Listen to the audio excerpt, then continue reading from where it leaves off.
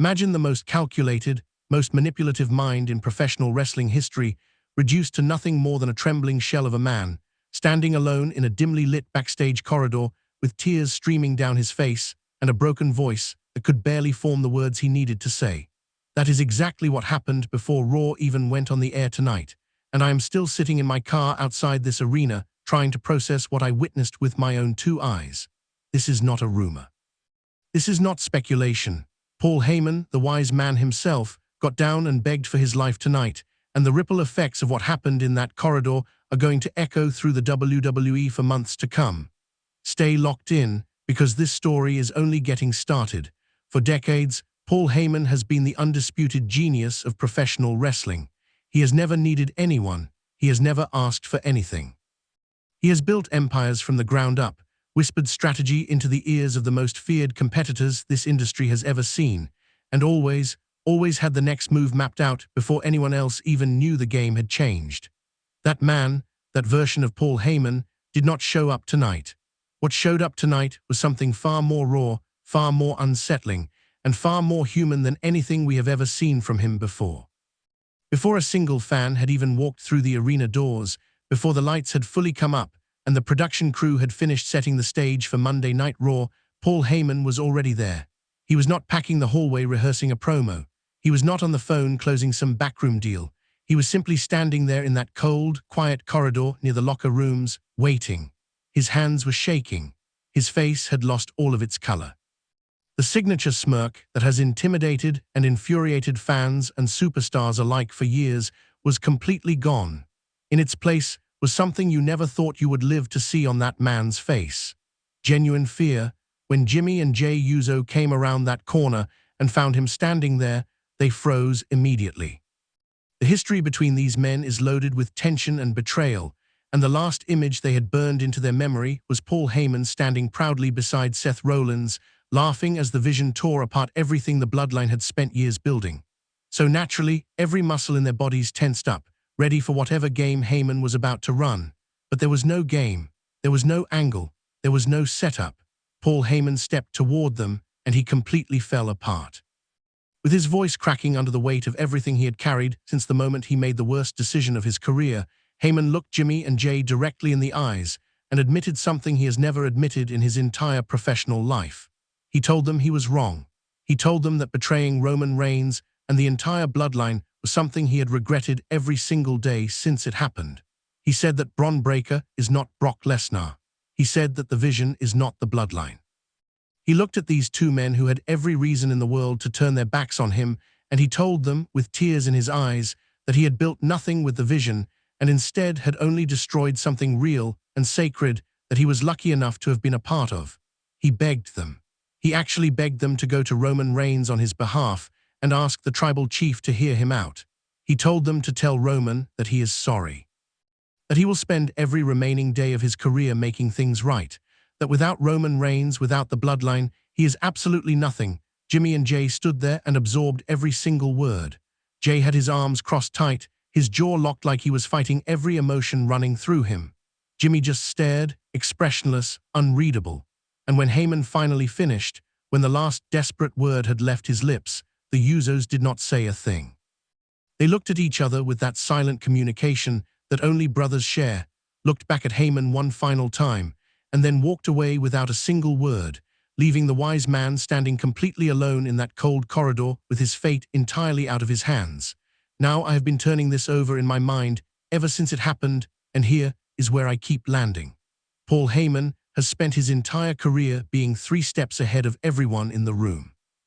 Attached himself to Roman Reigns and helped architect the most dominant faction in the history of professional wrestling. The Bloodline under Heyman's guidance was untouchable. They controlled everything. Then Heyman made the decision that changed it all. He saw what he thought was an upgrade. He believed he could take the Vision and mold it the same way he had molded every monster he had ever managed. He thought he could control Bron Breakker the way he controlled Brock Lesnar. He was catastrophically wrong. Bron Breakker does not follow instructions.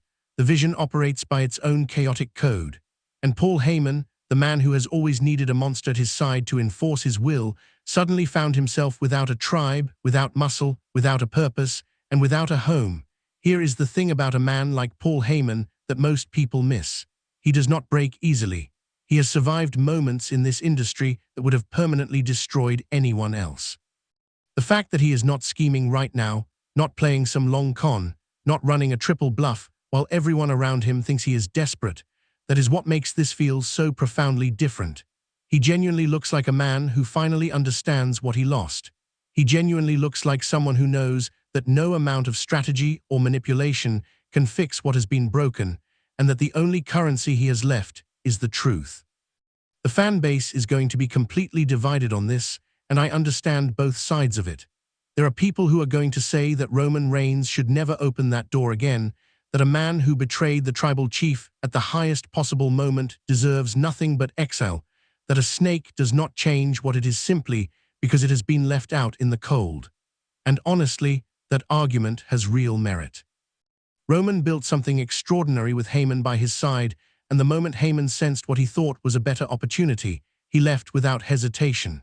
That kind of betrayal does not come with an easy pardon, but there is another side to this, and it is the side I keep gravitating toward when I think about who Roman Reigns truly is as a character and as a leader. Roman is not emotional in his decision-making. He is ice-cold and completely pragmatic. He does not let his ego dictate his strategy. He looks at every situation and asks one question: what gives me the best chance of winning, and right now? With the Bloodline facing the most dangerous threat it has ever encountered in Jacob Fatu and Solo Sikoa, having the single most brilliant mind in professional wrestling history in your corner is not a luxury. It is a necessity. Roman already knows what Heyman can do. He has seen it firsthand. And let us not forget that Heyman recently brought Zilla Fatu to Roman's side, which was already a significant gesture of loyalty and a down payment on whatever forgiveness he is hoping to earn. The Usos walking away without a word is not a rejection. In this world, in this family, silence is a process. It means the matter is being taken seriously enough to bring to someone more important. It means the conversation is not over. It means that somewhere down the road, Roman Reigns is going to have to look Paul Heyman in the face and make the most consequential decision of this entire chapter of the Bloodline story. Paul Heyman found Jimmy and Jey Uso in that backstage corridor before Raw, and he gave them everything he had left. He apologized for his betrayal. He dismantled his own legacy with his own words. He begged two men he had wronged to carry his plea to the one man whose forgiveness actually matters. The wise man is humbled. He is desperate. And whether or not Roman Reigns chooses to open that door is a question that is going to define the next era of this entire story. I want to know what you think. After seeing Paul Heyman get on his knees and beg the Usos for a path back to Roman Reigns, do you believe the tribal chief should bring him home, or is the wise man simply too far gone to ever be trusted again? Drop everything you have got in the comments below, because this conversation needs your voice in it. If this backstage moment hit you as hard as it hit me, show some love by hitting that like button and make sure you are subscribed to Wrestling Juice so you never miss a single development in this story. The wise man is on his knees. The tribal chief holds all the power, and whatever Roman decides next is going to change absolutely everything.